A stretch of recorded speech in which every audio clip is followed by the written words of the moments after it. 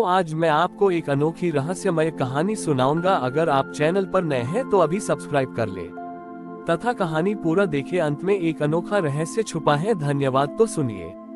सृष्टि के एक ऐसे मोड़ पर जहां मनुष्यों का विश्वास केवल दिखाई देने वाले चमत्कारों पर केंद्रित हो गया था, भगवान विष्णु ने देखा कि लोग अदृश्य पर अटल दैवीय विधान पर भरोसा करना भूल रहे हैं।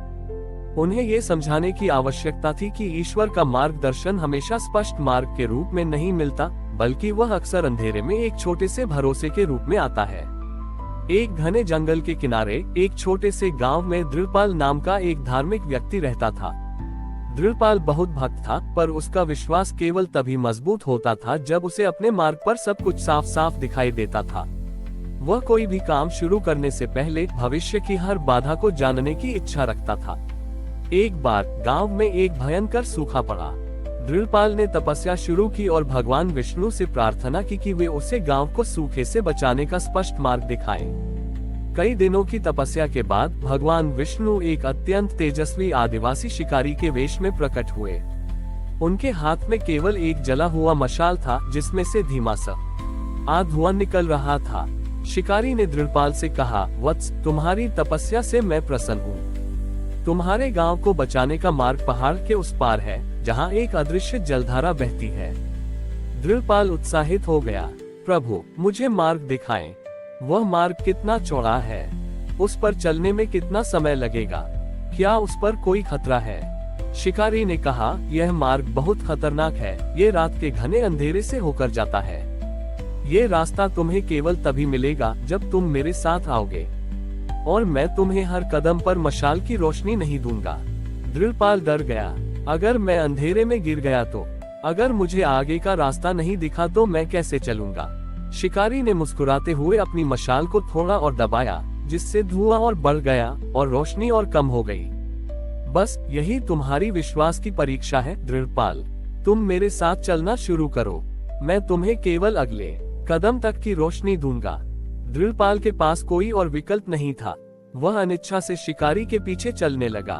शिकारी आगे चलता और अपनी लगभग बुझी हुई मशाल से केवल ठीक उस जगह पर हल्की सी रोशनी डालता जहां दृढ़पाल को अगला कदम रखना था। बस इतना ही। एक बार दृढ़पाल रुका और बोला, प्रभु, बस इतना क्यों? मुझे सामने की खाई नहीं दिख रही।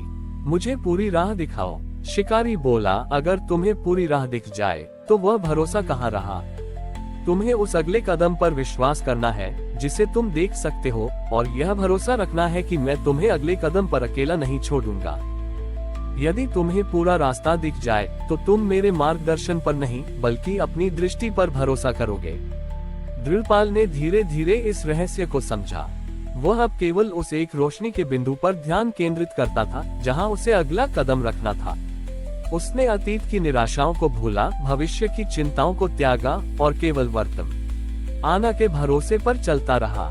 कई घंटों तक वे ऐसे ही चलते रहे। आखिरकार वे पहाड़ के शिखर पर पहुंचे। जैसे ही वे शिखर पर पहुंचे, शिकारी ने मशाल बुझा दी। अब चारों ओर पूर्ण अंधकार था, पर दृढ़पाल को अब डर नहीं लगा। तभी शिकारी ने अपना वेश त्यागा और भगवान विष्णु के रूप में प्रकट हुए। उनके तेज से पूरा पर्वत जगमगा उठा। विष्णु जी ने कहा, दृढ़पाल, तुम उस जलधारा तक पहुंच गए हो जो तुम्हारे गांव को बचाएगी। ये रास्ता हमेशा अंधेरा ही रहेगा, क्योंकि यह विश्वास का मार्ग है। याद रखो, जीवन का मार्ग हमेशा सीधा, सपाट और रोशन नहीं होता। जो भक्त मुझसे अगले कदम से अधिक मांगता है, वह मुझ पर नहीं बल्कि अपनी योजना पर भरोसा करता है। मैंने तुम्हें सिखाया कि सच्चा विश्वास भविष्य की पूरी योजना को जानने में नहीं है, बल्कि वर्तमान क्षण में मेरे मार्गदर्शन पर भरोसा करने में है। तुम बस अगले कदम पर ध्यान केंद्रित करो, मैं तुम्हें कभी भटकने नहीं दूंगा। दृढ़पाल ने सीखा कि जीवन की सबसे बड़ी यात्रा वह है जहां ज्ञान समाप्त होता है और अटूट विश्वास आरंभ होता है। उसने जलधारा को गांव की ओर मोड़ा और गांव का सूखा समाप्त हो गया। ईश्वर का मार्गदर्शन हमेशा पूरी रोशनी में नहीं आता। वह अक्सर अंधेरे में केवल एक कदम की रोशनी देता है, ताकि हम अतीत या भविष्य की चिंता छोड़कर वर्तमान क्षण में पूर्ण विश्वास के साथ कदम उठाएं। पहाड़ की चोटी पर भगवान विष्णु के दर्शन और उपदेश के बाद दृढ़पाल अब एक नया व्यक्ति था। उसने जलधारा को सफलतापूर्वक गांव की ओर मोड़ दिया था, जिससे सूखा समाप्त हो गया। गांव के लोगों ने उसे महान नायक के रूप में सम्मानित किया, पर दृढ़पाल ने सारा श्रेय लेने से मना कर दिया।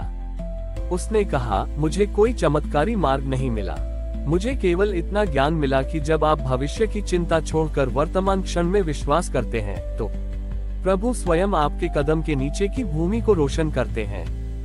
दृढ़पाल की ख्याति अब एक ऐसे मार्गदर्शक के रूप में फैल गई थी जो लोगों को योजना बनाने के बजाय भरोसा करना सिखाता था। एक दिन राज्य का महापंडित, जो वर्षों से एक प्राचीन धार्मिक ग्रंथ की व्याख्या कर रहा था, दृढ़पाल के पास आया। महापंडित बहुत विद्वान था, पर वह ग्रंथ के एक विशेष सूत्र पर अटक गया था। ये सूत्र ईश्वरीय अनिश्चितता की बात करता था, जिसका अर्थ वह नहीं समझ पा रहा था। महापंडित ने दृढ़पाल से कहा, हे दृढ़पाल, तुम बिना किसी शास्त्र ज्ञान के इतने बड़े रहस्य को कैसे समझ गए? मुझे बताओ, मेरे ग्रंथ में ये क्यों लिखा है कि जब मार्ग स्पष्ट हो जाए तब ईश्वर वहां नहीं रहते? दृढ़पाल मुस्कुराया। उसने महापंडित को उसी अंधेरे में मशाल वाली यात्रा का वर्णन किया। पंडित जी, दृढ़पाल ने कहा, आपका सूत्र बिल्कुल सही है। जब मार्ग स्पष्ट होता है, जैसे कि दिन के उजाले में, तो हम अपनी बुद्धि और अपने साधनों पर भरोसा करते हैं। उस समय हमें लगता है कि हम अपनी शक्ति से चल रहे हैं। जब हम ज्ञान के उजाले में होते हैं तो हम ग्रंथों को पढ़ते हैं, पर प्रभु के हाथ को महसूस नहीं कर पाते। पर जब मार्ग अंधेरा होता है, जब हमारे पास केवल एक कदम की रोशनी होती है, तब हमारा अहंकार काम करना छोड़ देता है। हम पूरी तरह असमर्थ महसूस करते हैं। उसी क्षण जब हम जानते हैं कि हम स्वयं नहीं चल सकते, हम पूर्ण रूप से ईश्वर पर आश्रित हो जाते हैं। तभी हम हर कदम पर उस मशाल की रोशनी को महसूस करते हैं, जिसे ईश्वर ने हमें थमाया है। तभी हमें ज्ञात होता है कि हाँ, कोई अदृश्य शक्ति है जो मेरे अगले कदम को सुरक्षित कर रही है। विश्वास का मार्ग हमेशा अस्पष्ट रहता है, ताकि उसमें हमेशा ईश्वर का साथ बना रहे। महापंडित की आंखें खुल गईं। उसने समझा कि शास्त्रों का ज्ञान केवल बुद्धि का विकास करता है, पर विश्वास की अनिश्चितता ही आत्मा का विकास करती है। उसने महसूस किया कि वह वर्षों से ग्रंथ के अर्थ को अपनी बुद्धि के जाले में ढूंढ रहा था, इसलिए वह उसे पकड़ नहीं पा रहा था। महापंडित ने तुरंत अपना विद्वतापूर्ण गर्व त्याग दिया और दृढ़पाल को अपना गुरु मान लिया।